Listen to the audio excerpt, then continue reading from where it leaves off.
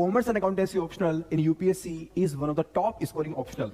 As per the latest UPSC annual report, it is also providing more than 12% success rate, which is way higher than many other optionals. We are providing many free initiatives on commerce optional for the beginners. You can join our Telegram channel and you should follow our YouTube beginner series by the toppers and the teachers.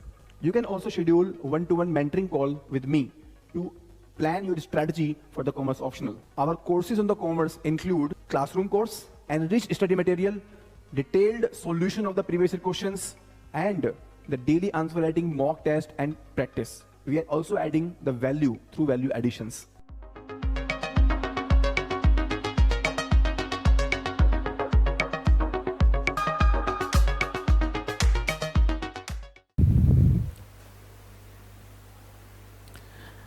Hello everyone, I am Shivang Rastogi.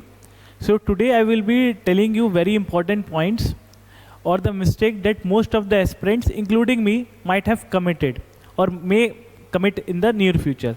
So you have to avoid these mistakes with regarding to the commerce optional so that you will be able to know कि ये mistake मुझे नहीं करनी है, I have to go with other sort of other strategy.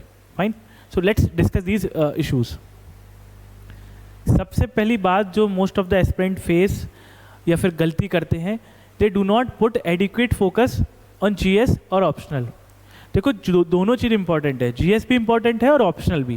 What you need to do, you have to give proportionate weightage to a particular subject as per its need, demand and weightage.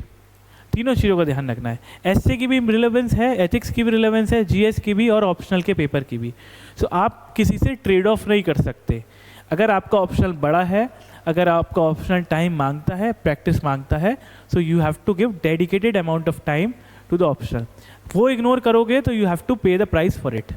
Simple सी बात. दूसरी चीज़, देखो अगर vast optional है या फिर I would say कि कोई भी ऑप्शनल सब्जेक्ट हो, यू मस्ट इंश्योर कि वो कंसोलिडेटेड हो. 10 किताबों से पढ़ के एंड टाइम में आप रिवाइज नहीं कर सकते. और रिवाइज कर भी, अगर 10 किताबों से पढ़ के रिवाइज कर रहे हो तो रिकॉल नहीं होगा एग्ज़ाम में. सो आई मस्ट से कि जो भी चीज़ पढ़ रहे हो उसको कंसोलिडेट करते रहो शॉर्ट नोट्स की फॉर्म में और उसके मल्टीपल रिविजन्स करो. रिवीजन आपके मल्टीपल होने चाहिए, 1-2 रिवीजन से काम नहीं बनेगा, क्योंकि ऑप्शनल में ज़्यादातर स्टैटिक चीज़ें पूछी जा रही हैं. पीवाईक्यूज़ की रिलेवेंस बहुत है, आप इसलिए वो चीज़ ध्यान रखिए.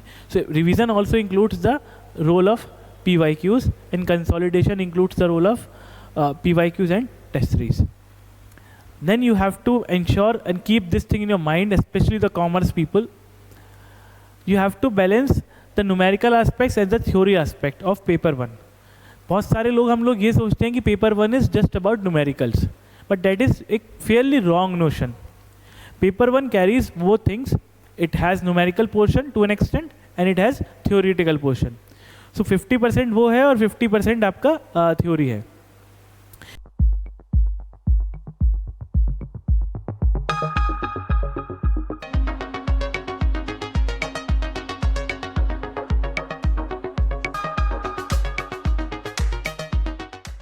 Again, depending on the strength, you could attempt more numericals, and if you don't have the strength in numericals, you could attempt more theory portion. So you have to balance it out. Ignore किसी चीज़ को नहीं करना है और किसी चीज़ पे over emphasise भी नहीं करना है. दोनों की अपनी इंपॉर्टेंस है. Make sure what is where are your strength lies और उसको कैपिटलाइज करिए. Now another point is you have to practice answer writing very dedicatedly. You have to practice numericals.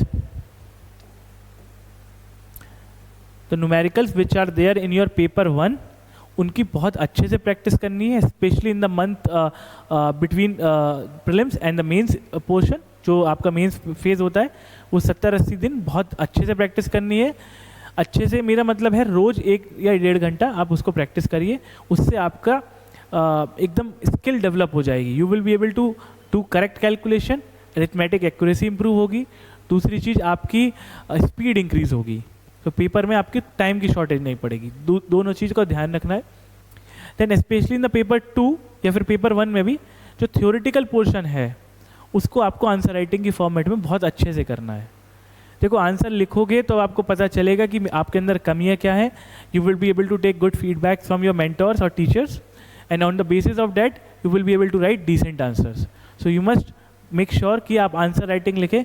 You must not be fearful of answer writing. इसका fearful नहीं होना है आपको कि अभी मेरी तैयारी नहीं है, अभी I am not in a full mode of writing answers. वो चीज़ नहीं होनी चाहिए. पढ़ लिया है उसको लिखो. खराब लिखोगे थोड़ा थोड़ा करने के बाद फिर पढ़ोगे तो इम्प्रूवमेंट होगा. रिवीजन के साथ चीज़ें याद रिकॉल अच्छे से करोगे और लिखने के साथ आपका इम्प्रूवमेंट होता रहेगा. तो ये आप बहुत अच्छे से ध्यान रखिएगा. And most important myth and thing which are there in the minds of lot of aspirant, ये बात हमेशा याद रखना.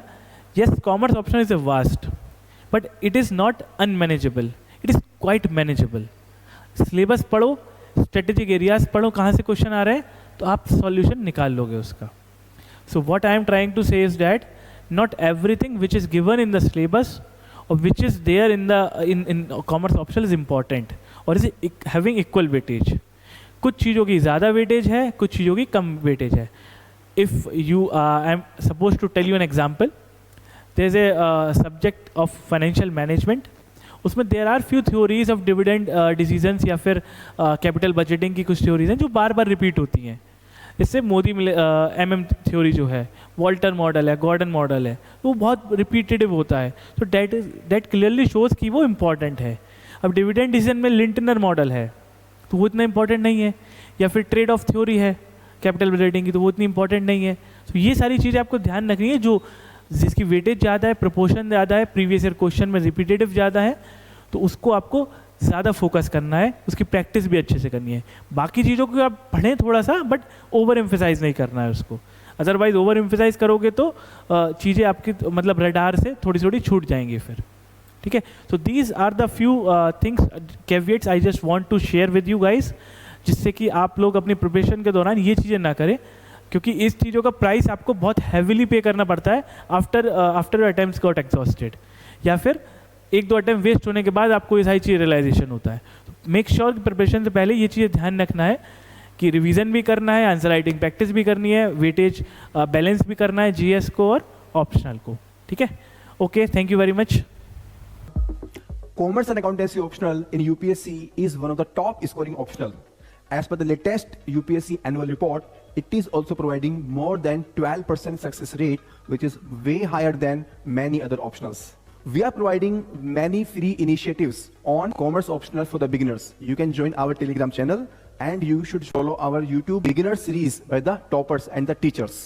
You can also schedule one-to-one mentoring call with me to plan your strategy for the commerce optional.